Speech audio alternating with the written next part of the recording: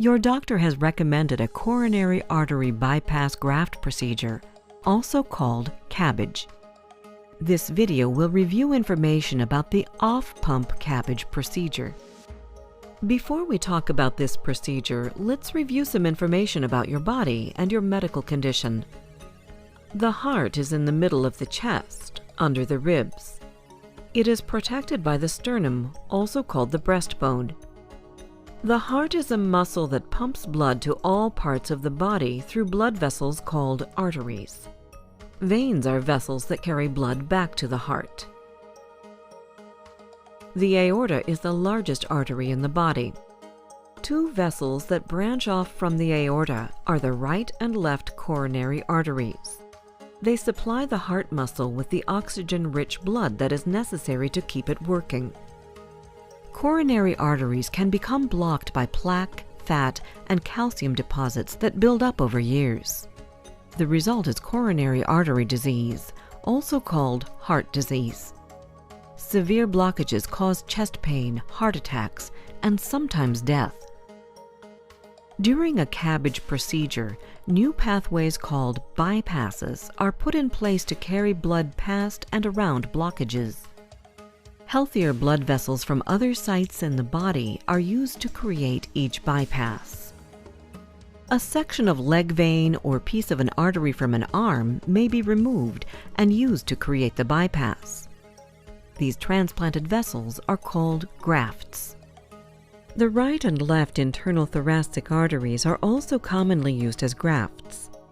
These arteries naturally pass close to the heart. When creating a bypass with one of these vessels, often only one end of the vessel is moved to the coronary artery past the blockage. When arteries or veins are moved or removed from one body part to another, this is possible only when there will still be enough blood supplied from other nearby vessels. There are two methods for doing coronary artery bypass surgery: on-pump and off-pump. To help you understand the off-pump method, let's discuss what it means to be on-pump. During the several hours it takes to do an on-pump CABG surgery, the heart is stopped for about 30 to 90 minutes. This keeps the heart muscle still while the surgeon sews vessels into place to create the necessary bypasses.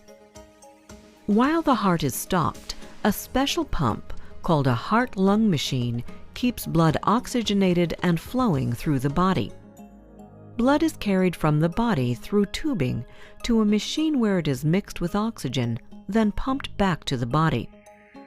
After all of the grafts have been placed, the heart is restarted and the pump is disconnected. During an off-pump procedure, the heart is not stopped.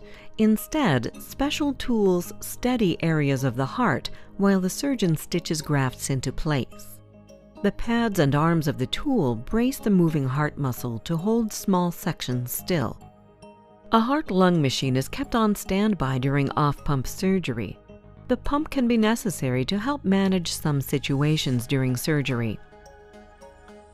Individual surgical treatment decisions depend on many factors, including the experience of the surgeon, how many arteries are involved, the location of the blockages, and their severity. Now let's look closer at the off-pump coronary artery bypass surgery. You will be given medication to be pain-free and asleep during this procedure. The necessary grafts are created by surgically removing sections of blood vessel from the leg and/or arm as needed. These incisions are sutured and bandaged. To reach the heart, the surgeon makes an incision down the center of the chest. The sternum bone is carefully cut.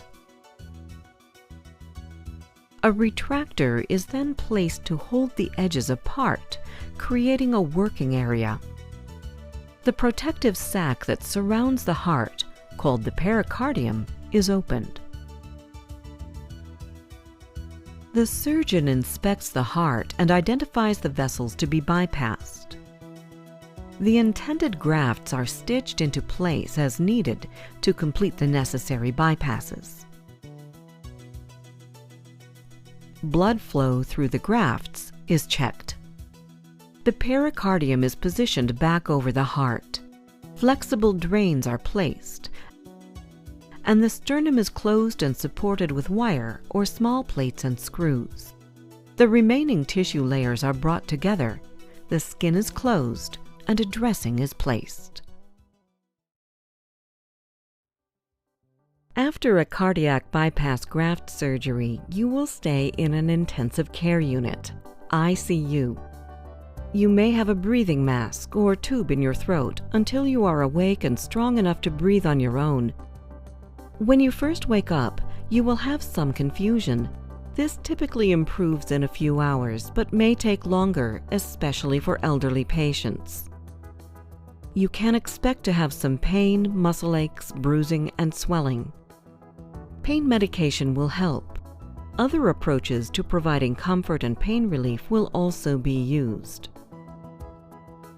You will be transferred out of ICU when you are breathing without assistance, and your heart rate and other vital signs are stable.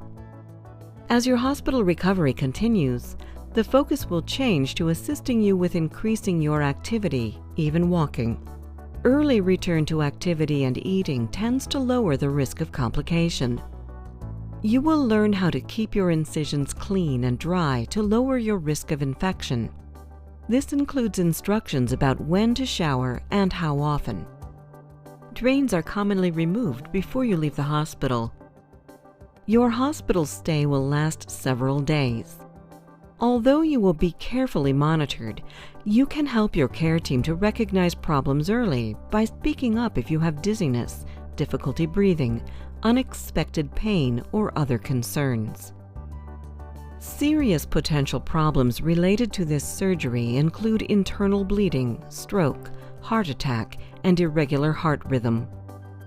Other risks of this surgery include lasting or permanent memory problems, infection, and blood clots. The overall risk of death arising from these complications is about 3%, or 3 of 100 patients. Your personal risk of complication from this surgery is most related to your age and health before surgery, the severity of your heart disease, existing heart damage, and the experience of your surgeon. Be patient as you heal. Communicate your concerns with your surgeon. If you do have long-term side effects from your procedure, you will likely see improvements slowly over months as you continue to recover.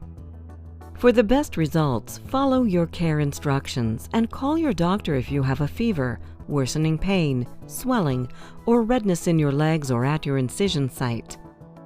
Call 911 if you have chest pain, shortness of breath, dizziness, bleeding that doesn't stop, and any other sign that you may be having a complication from the procedure. Hospital admission, medication, or surgery may be needed to correct some problems.